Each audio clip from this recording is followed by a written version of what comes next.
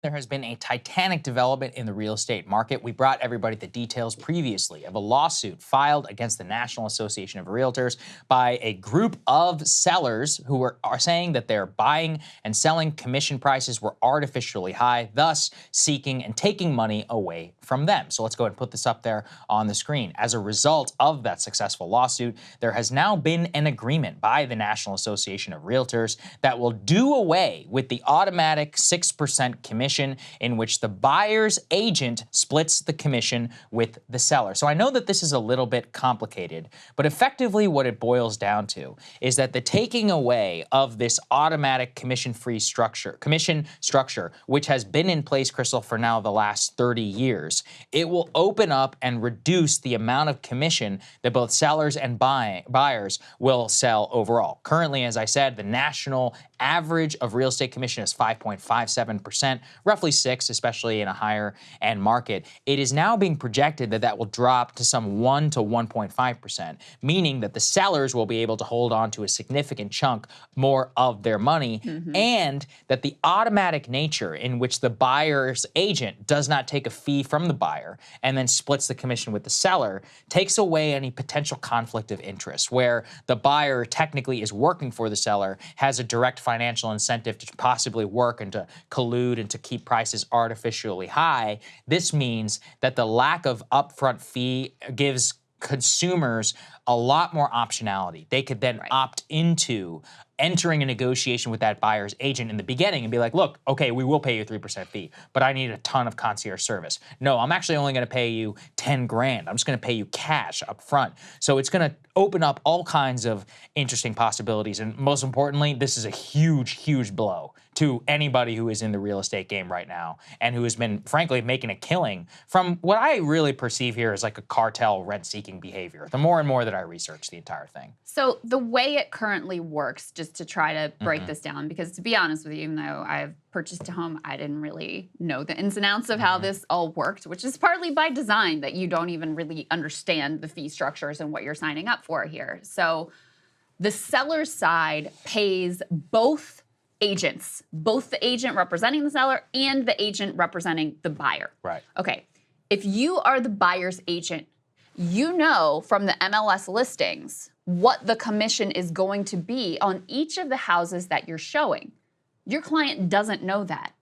So you have an incentive to show and prioritize and hype for your client the listings that are going to secure the highest commission for you, not necessarily the listings that are most ideal for your client. Now, of course, they would claim, and I'm sure this is true in many cases, that listen, if you don't do a good job and you don't sell any house, then you don't get any commission. And so you have every incentive to, actually show the listings that will be most specifically, tailor-made for your client. But you do have this, financial incentive to show the ones with the highest commissions, which again, your client has no access to and no way of really knowing in advance what the commission is going to be on any given house. In addition, because of the way this market works right now, and we should say this works this way in the US, it doesn't work this way in most of the world, because of the way this works and the fee being paid and fronted all on the seller's side, that basically gets put into the price of the house.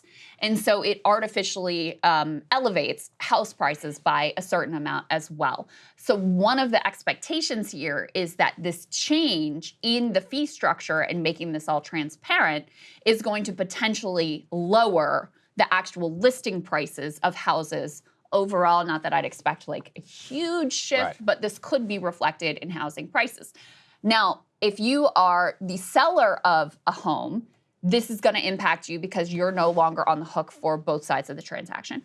If you are a buyer, now ultimately you are going to be paying this in terms of a higher housing price. Instead of paying it through your mortgage or higher housing price, you're now likely to have to pay something up front.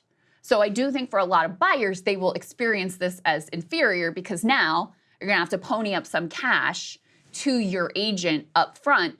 And, previously you were able to, this was reflected in your mortgage, so this is rolled into, your expectation of everything and your agreement with the bank, et cetera.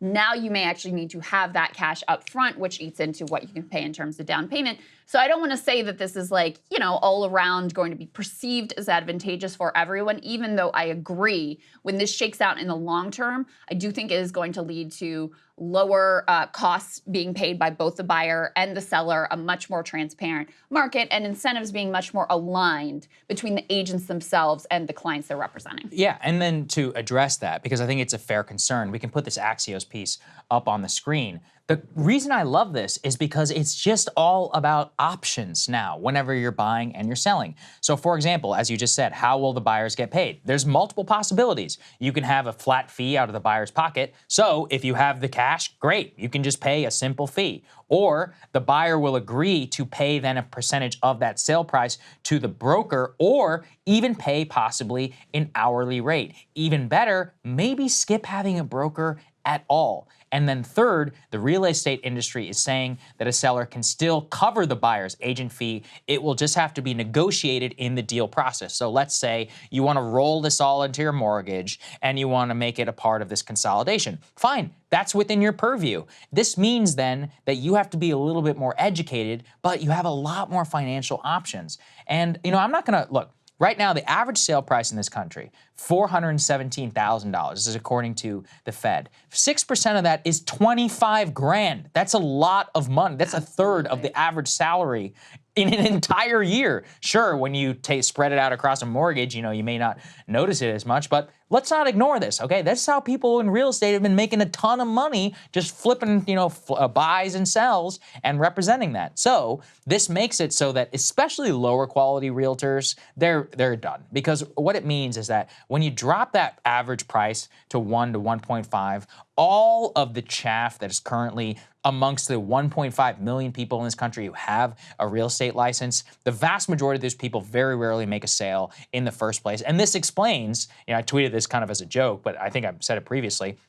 I always wondered, you always meet people in your life who are just like going around and they're always like, I'm studying for my real estate license. And I was like, why? I really wonder, are they really making all this money? And reading the details of this, I'm like, oh yeah, they're making a ton of money. It's like you don't have to do all that much, especially in a high cost of living area where, here in the DMV, the average sale price in some neighborhoods in the DMV is $1 million. So 6% of that is $60,000 that you can make off of a single transaction. You just do 2 and you've made a pretty good nut for some part-time work.